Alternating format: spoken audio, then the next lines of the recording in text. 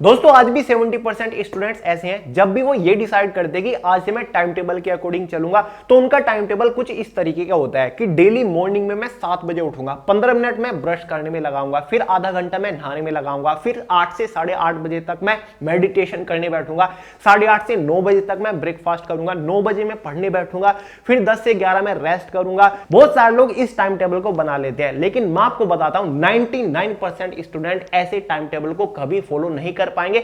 लेकिन अगर कुछ स्टूडेंट फॉलो करने की कोशिश भी करते हैं, आपको 2-3 दिन के अंदर ऐसा फील होने लग जाएगा कि आप किसी जेल के अंदर हो, क्योंकि आप खुद के ही रूल रेगुलेशन के अंदर बंध के रह जाओगे, क्योंकि यहां पर आप खुद ही अपनी फ्रीडम छीन रहे हो। तो यार ऐसा टाइम टेबल किस काम का। आप एक स्टूडेंट हो, आपका मेन टारगेट है स्टडी करना, ज्यादा से ज्यादा इफिशिएंसी कैसे लेकर आए, कम टाइम में खुद को ज्यादा बेहतर तरीके से प्रिपेयर कैसे करें।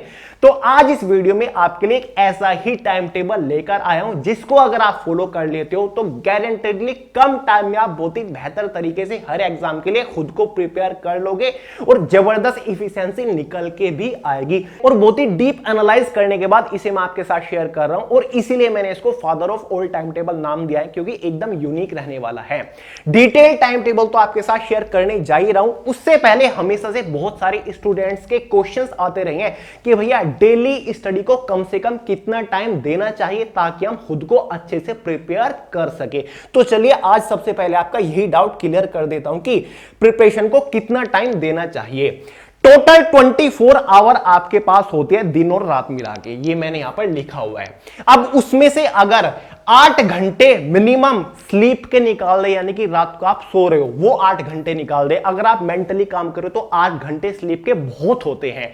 कितना बच गया आपके पास? 16 घंटे बच गए। 16 घंटे में से 3 घंटे 3 टाइम का जो मील होता है, यानी कि आप सुबह ब्रेकफास्ट करते हो, लंच करते हो दोपहर में, और फिर रात में आप डिनर करते हो, 3 घंटे निकाल दें, ठीक है, मैक्सिमम 3 घंटे निकाल दें, तो आपके पास 13 घंटे बच जाते हैं। 13 घंटे में से अगर हम 7 घंटे आपकी अदर एक्टिविटीज की निकाल दे, अदर एक्टिविटी जैसे कि फिटनेस के ऊपर आप कुछ टाइम दे रहे हो 1-1.5 घंटा, मेडिटेशन भी अगर आप कर रहे हो 1-1.5 घंटा वो निकाल दे, हैंगआउट वगैरह आप कर रहे हो, आप नहा रहे हो, धो रहे हो, जो भी आपका काम है, साथ ही एंटरटेनमेंट का भी टाइम निकाल देते हैं। स्टडी के साथ साथ एंटरटेनमेंट बहुत जरूरी है ताकि माइंड फ्रेश रह सके, डिप्रेशन वाली सिचुएशन ना बन सके। और कुछ टाइम आप खुद को ग्रूम करने के लिए दे रहे हो, यानी कि फ्री टाइम भी निकाल रहे हो, ठीक है। फ्री टाइम आधा 1 घंटा डेली निकालना चाहिए, यानी कि मोबाइल से एकदम अलग, टीवी से एकदम अलग, दोस्तों से एकदम अलग, खुद के बारे में भी थोड़ा सोचना चाहिए। तो 7 घंटे आपने निकाल दिए, तो 24 घंटे में से अब आपके पास कितना टाइम बच गया? जो टाइम बच गया वो है भाई आपका डेली स्टडी का टाइम। हमारे पास आ गया है भाई 6 घंटा। डेली 6 घंटा प्रिपरेशन को देना बहुत ही अच्छा टाइम माना जाता है। अगर आप डेली 6 घंटा मिनिमम प्रिपरेशन को दे देते हो तो बहुत ही अच्छी बात है। और मेरे हिसाब से आपको डेली 6 घंटा भी देने की जरूरत नहीं है, लगभग 5-5.5 घंटा आपको प्रिपरेशन बताऊंगा, आगे पूरा टाइम टेबल सुन लीजिए। तो आई होप आपका डाउट क्लियर हो गया है। डेली हद से हद 6 घंटा प्रिपरेशन को टाइम देना बहुत होता है, इससे ज्यादा कोई खास जरूरत नहीं पड़ेगी। क्लियर है? इतना समझ गए? अब चलते हैं भाई हमारे मेन टाइम टेबल के ऊपर। अब 6 घंटा आपको डेली प्रिपरेशन करनी है। इन 6 घंटे में प्रिपरेशन कैसे करें, इस टाइम टेबल को डिवाइड कैसे करें।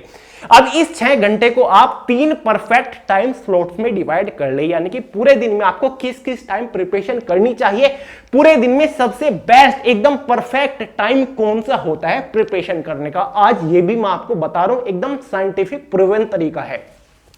6 घंटे आपके पास है, इन 6 घंटे को 3 डिफरेंट टाइम स्लॉट में डिवाइड कर लीजिए, जिसमें से एक हमारा टाइम स्लॉट हो गया सुबह 10 से दोपहर 12 बजे का, ये एक टाइम स्लॉट हो गया। मॉर्निंग का एकदम फ्रेश टाइम स्लॉट होता है, यानी कि सुबह सुबह उठते हो, नहाते हो, धोते हो, ब्रेकफास्ट लेते हो, एकदम फ्रेश माइंड रहता है। तो ये सबसे बढ़िया टाइम होता है। अगर यहां पर आप 2 घंटा प्रिपरेशन को दे रहे हो तो बढ़िया है, ठीक है, एक टाइम स्लॉट।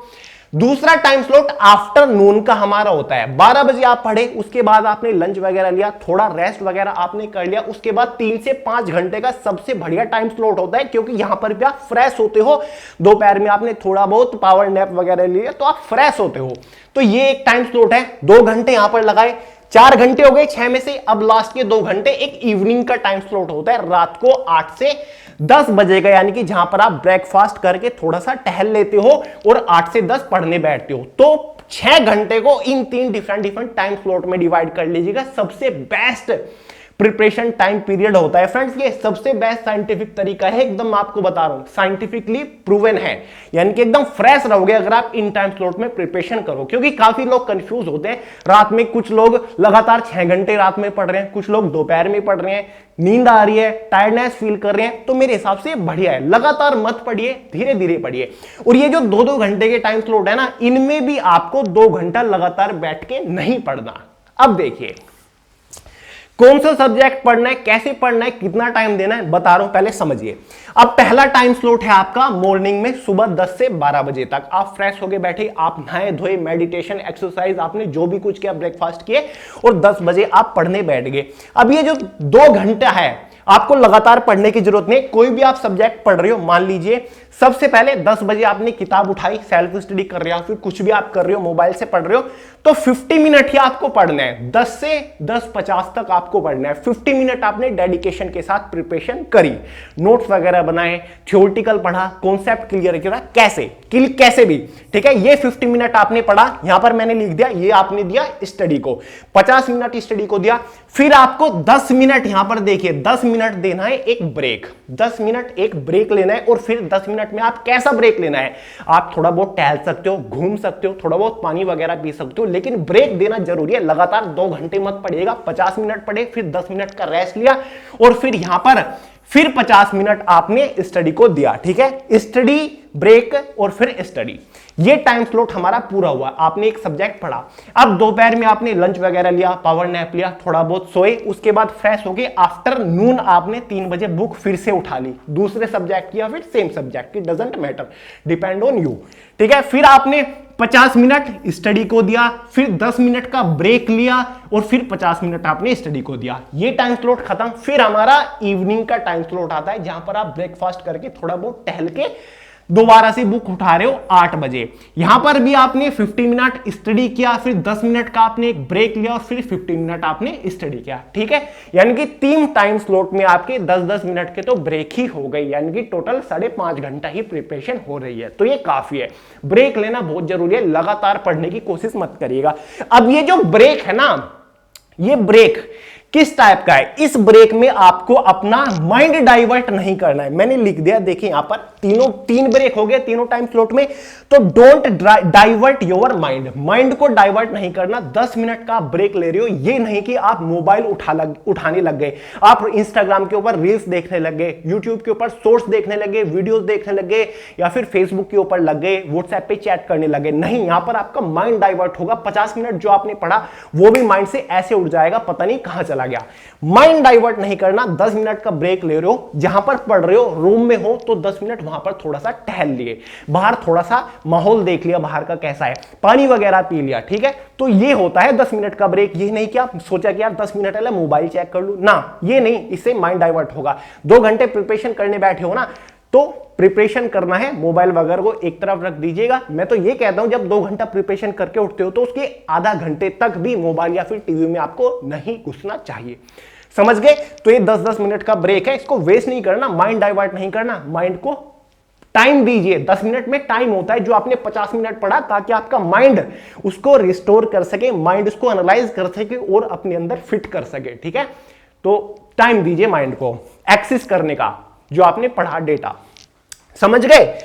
तो भाई ये 3 टाइम स्लॉट मैंने आपके डिवाइड कर दिया। अब बारी आती है प्रिपरेशन करने की कि भाई कौन से टाइम स्लॉट में कौन सा सब्जेक्ट पकड़े, कौन से सब्जेक्ट को कितना टाइम दे और कैसे पढ़े।